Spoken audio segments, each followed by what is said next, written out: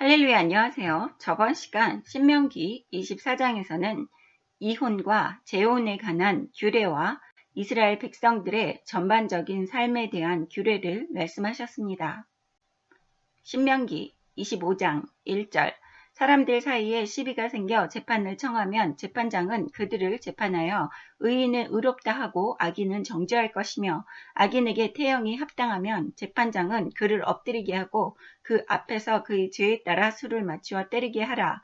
40까지는 때리려니와 그것을 넘기지 못할지니 만일 그것을 넘겨 매를 지나치게 때리면 네가 네 형제를 경히 여기는 것이 될까 하노라. 곡식 떠는 소에게 망을 씌우지 말지니라. 1절에 보시면 재판관들은 사람을 의롭다 하거나 정죄할 수 있는 권한이 있습니다. 신약에서 예수님께서 사람을 정죄하지 말라고 하셨지만 여기 재판관들의 의무는 의인은 의롭다 하고 악인은 정죄하라고 이야기하십니다. 이것은 신약에 와서 변화된 것이 아닙니다. 예수님이 십자가에 못 박혀 돌아가신 다음에도 재판관들은 존재하고 현재에도 존재하고 있습니다. 이러한 재판관들이 하는 일들이 의인과 악인을 구분하고 악인에게는 죄에 대한 벌의 대가를 치르게 하는 것입니다. 2절과 3절에 보시면 악인이 태형에 합당하면 40대 이상을 넘기지 말라고 하십니다. 나중에 이스라엘 백성들은 태형을 집행할 때에 40에서 하나를 감한 39대까지만 때렸습니다.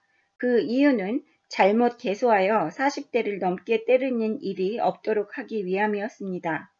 이렇게 40대로 한정 지으신 것은 생명에 지장이 가지 않는 선에서 태형을 허락하신 것을 보실 수 있습니다. 4절에는 곡식을 떠는 소에게 망을 씌우지 말라고 합니다. 이것은 동물에 대한 배려도 말씀하시고 있습니다. 곡식을 떠는 소는 노동을 하면서 망까지 씌운다는 것은 가혹한 일이기 때문입니다.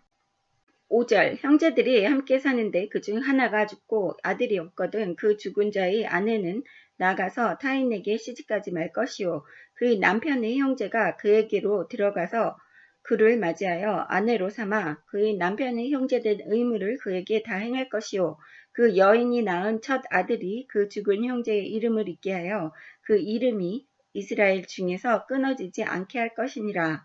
그러나 그 사람이 만일 그 형제의 아내의 맞이하기를 즐겨하지 아니하면 그 형제의 아내는 그 성문으로 장로들에게로 나아가서 말하기를 내 남편의 형제가 그 형제의 이름을 이스라엘 중에 잊기를 싫어하여 남편의 형제된 의무를 내게 행하지 아니하나이다 할 것이요.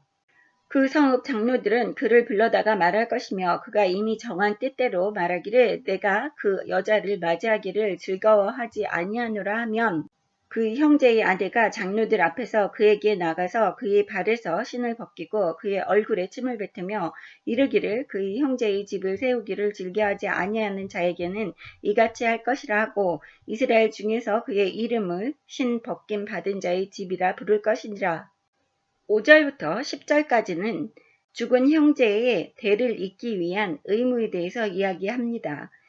이스라엘의 독특한 결혼 형태 중 하나인 수혼 혹은 제대 결혼이라는 제도가 있습니다. 자녀가 없이 죽은 사람의 형제가 과부인 사람을 아내로 맞이하는 결혼입니다. 이 결혼의 목적은 의지할 곳 없는 미망인을 남자 없이는 살 수 없는 여자들, 나약한 여자들을 보호하기 위한 제도적인 보호망이라고 보실 수 있습니다. 또한 죽은 형제가 상속을 이어받을 수 있게 하기 위함입니다. 아내로 삼아서 낳은 아이는 죽은 자의 상속자로 이름이 이어질 수 있게 하고 대를 이은 것입니다. 그것을 거부하는 사람은 미망인이 제사장에게 가서 자신의 죽은 남편의 형제가 의무를 하지 않는다는 것을 알리고 이스라엘 중에서 그 사람의 이름을 신벗김을 받은 자의 집이라고 명예를 땅에 떨어뜨리는 일을 했습니다. 이렇게 신을 벗긴다는 것은 그 사람의 지위와 재산을 포기한다는 뜻입니다.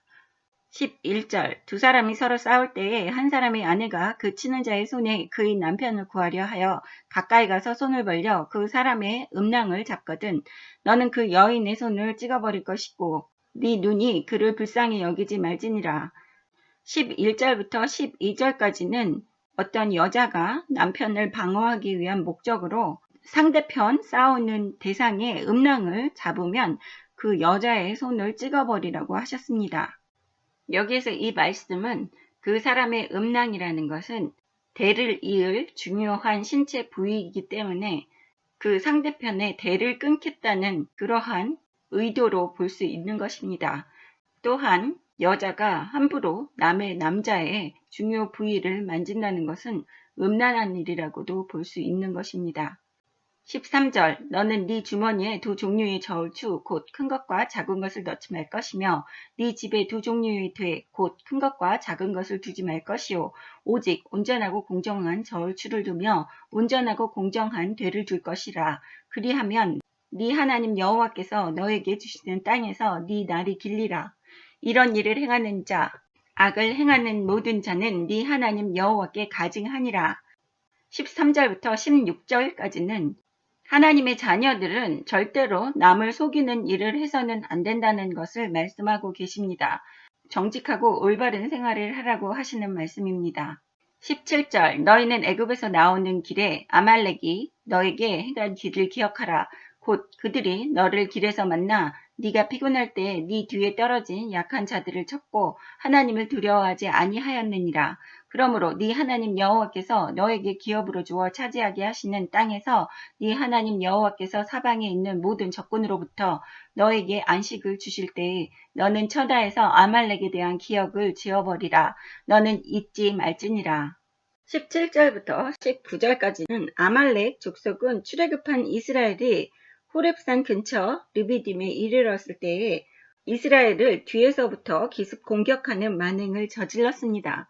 그러한 이유 때문에 아말렉이라는 존재 자체를 기억에서 지워버리라고 이야기하시는 것입니다.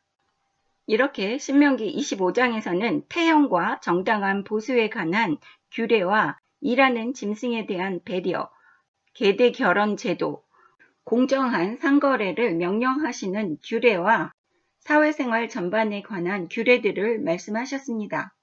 다음 시간에 신명기 26장 공부하겠습니다. 감사합니다. 할렐루야.